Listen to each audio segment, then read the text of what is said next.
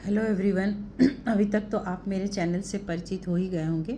तो आज मैं बताने आई हूँ कि जैसे नॉर्मल डिलीवरी के बाद जो नीचे स्टिचेज लगते हैं उसकी कैसे देखभाल करें, क्योंकि ये स्टिच जो होता है वो जस्ट बोलने में होता है कि अरे हमको स्टिच लगा है, लेकिन ये बहुत पेनफुल होता है।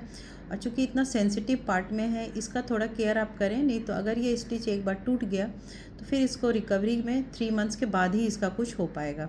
इसलिए जिन महिलाओं को स्टिच लगता है उन्हें पैर को दोनों पैर एक साथ बेड से नीचे करें। दूसरा कि सीज बाथ जिसको हम कहते हैं, सीज बाथ होता है कि आप एक गमले में पानी ले लें, हल्का ल्यूक वार्म वाटर, और उसमें बैठें। उससे आपको पेन कम महसूस होगा। प्लस आप उस एरिया का हाइजीन मेंटेन करें। अगर आपके पास कोई वॉश है तो आप उसको भी यूज़ कर सकते हैं, और जो भी डॉक्टर आपको ऑइंटमेंट दिए हैं या स्प्रे दिए हैं उसको आप लगाएं। और चूँकि शुरू में बहुत पेन होता है तो 5 डेज़ आप पेन किलर ले सकते हैं, और एंटीबायोटिक जो भी आपको डॉक्टर प्रिस्क्राइब करते हैं वो लें। और नेक्स्ट जो बहुत कॉमन प्रॉब्लम आता है नॉर्मल डिलीवरी के बाद, जैसे कॉन्स्टिपेशन का प्रॉब्लम आता है। बहुत सारे मरीज का आना है कि कहना है कि मैडम बहुत स्टूल पास करने में प्रॉब्लम होता है, क्योंकि उस एरिया एक पेन होता है। पेन होने की वजह से ऑटोमेटिक हमारा जो एनल स्फिंक्टर होता है वो स्पाज्म में चला जाता है। दूसरा कि आपका वाटर इनटेक कम रहता है, आप फाइब्रस डाइट नहीं लेते हैं, क्योंकि हर समय घर के लोग बोलते हैं गर्म पानी पियो गर्म पानी पियो। क्या होता है कि आप पानी का इंटेक कम कर देते हो, तो आपको वाटर इंटेक बढ़ाना है। अगर आप गर्म पानी नहीं पीना चाहते हो तो हल्का उसको नॉर्मल टेम्परेचर पर आ जाए तो भी आप ले सकते हैं, लेकिन पानी का इंटेक याद रखिए हमेशा ज़्यादा लीजिए।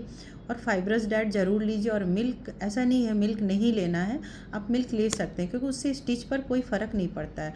जैसे बहुत सारे बोलते हैं अरे स्टिच में पस आ जाएगा, ऐसा कुछ नहीं है। आप मिल्क लें, क्योंकि आप मदर हैं, एक बेबी को आपको फीड कराना है, इसलिए आपका मिल्क सही होना बहुत ज़रूरी है।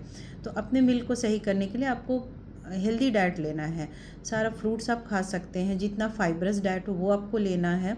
तो ये लेने के बाद भी अगर आपको कॉन्स्टिपेशन का प्रॉब्लम है तो आप अपने डॉक्टर को बताएं, वो आपको कुछ लैक्सेटिव देंगे जो मार्केट में आता है, वो आप ले सकते हैं। बाकी घर का जो भी है जैसे त्रिफला चूर्ण ये सब आप खाना चाहते हैं तो ले सकते हैं।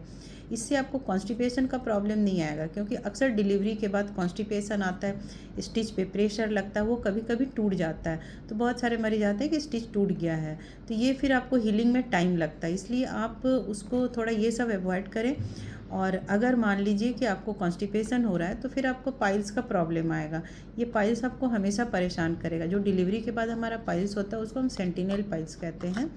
तो इसको आपको ध्यान रखना है। अगर ऐसा कुछ होता है तो आप तुरंत जाकर अपने डॉक्टर से मिलें, वो आपको उसके लिए कुछ ऑइंटमेंट देंगे लगाने के लिए। और ये आपका थोड़ा सा केयर है। ये 15 डेज़ लगता है पूरे रिकवरी में। स्टिच आपका 15 डेज़ में जो भी हमारा स्टिच डालते हैं वो ऑटोमेटिक एब्जॉर्बेबल सूचर होता है, खुद से ही गल जाता है, उसे कटवाने नहीं जाना होता है। इसलिए आप 15 डेज़ थोड़ा केयर करें, आपका स्टिच हेल्दी रहेगा और पूरी लाइफ आपको आराम से रहेगा। नहीं तो पेन का जगह है वो हमेशा पेन करता रहता है।